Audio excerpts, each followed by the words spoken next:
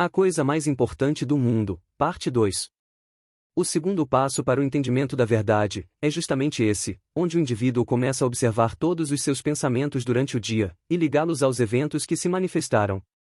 E percebe que absolutamente tudo manifestado no mundo visível foi antes pensado e sentido.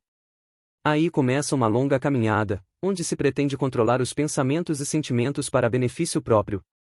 E isso pode ser possível, mas não sem antes entender de coração que pertence ao todo, e que o mundo visível é como se fosse um mundo ilusório e hipnótico.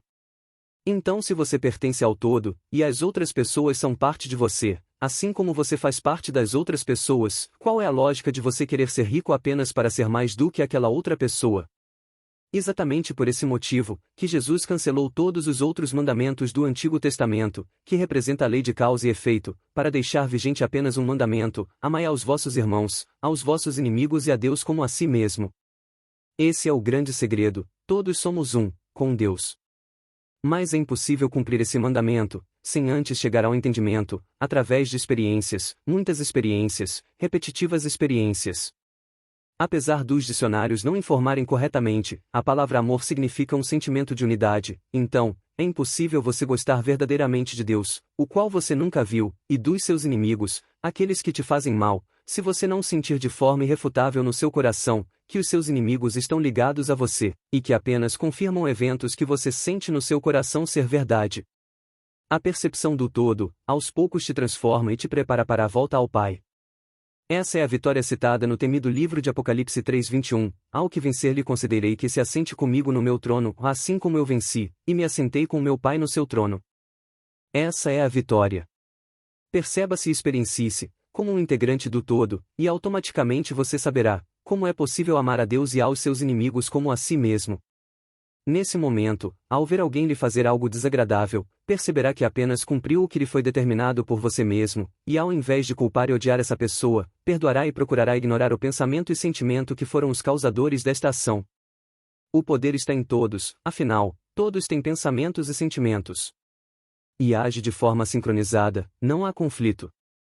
E muito mais impactante do que perceber as outras pessoas agindo compulsoriamente, é ver você mesmo agindo compulsoriamente, para cumprir algo que você pensou e sentiu como verdade. Podemos dar um exemplo clássico, que muitas pessoas já presenciaram, que é quando estamos com algum tipo de machucado, e temos muito medo de bater esse machucado em algum lugar. Se ainda não aconteceu com você, pode acreditar, tenha medo de bater em um machucado, e se veja batendo compulsoriamente em algum lugar qualquer, te trazendo uma imensa dor.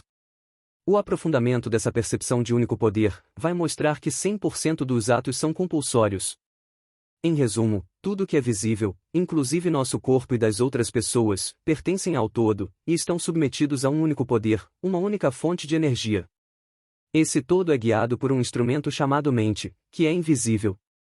Em Hebreus 11:3, é dito que, pela fé entendemos que os mundos pela palavra de Deus foram criados, de maneira que aquilo que se vê não foi feito do que é aparente.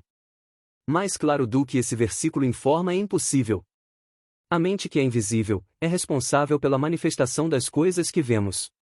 Aliás, a Bíblia inteira é um manual de instruções, para o retorno ao paraíso, onde não existe o bem e o mal, onde é entendido a verdade, e, portanto, só se pensa e sente coisas desejadas, sabendo que se pensar e sentir coisas indesejadas, elas também se manifestarão.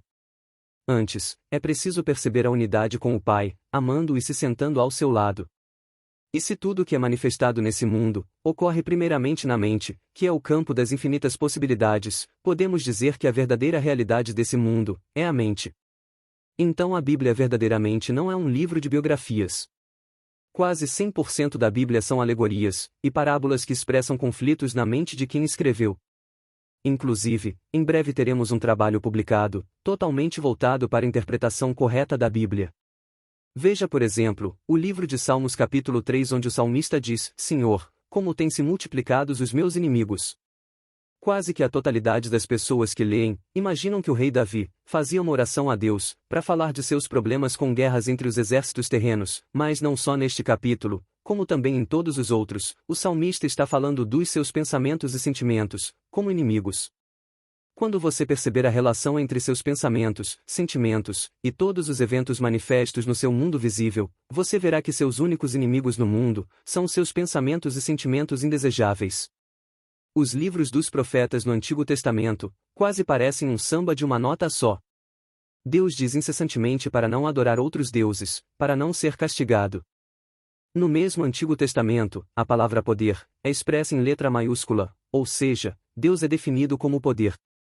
E só existe um único Deus, um único poder que movimenta e dá vida a todo o universo. Neste sentido, cada vez que uma pessoa sente outra, como inimiga, ou qualquer outra coisa autônoma, com vontade própria, está crendo como verdade que existe um outro poder, ou seja, um outro Deus. Então, os livros dos profetas, bem como quase todo o Antigo Testamento, diz incessantemente para não atribuir poder a nada fora do todo, ou seja, não crer em outros deuses, ou outros poderes. A impressão dos desavisados que leem esses trechos é que Deus é um fiscal ciumento e castigador.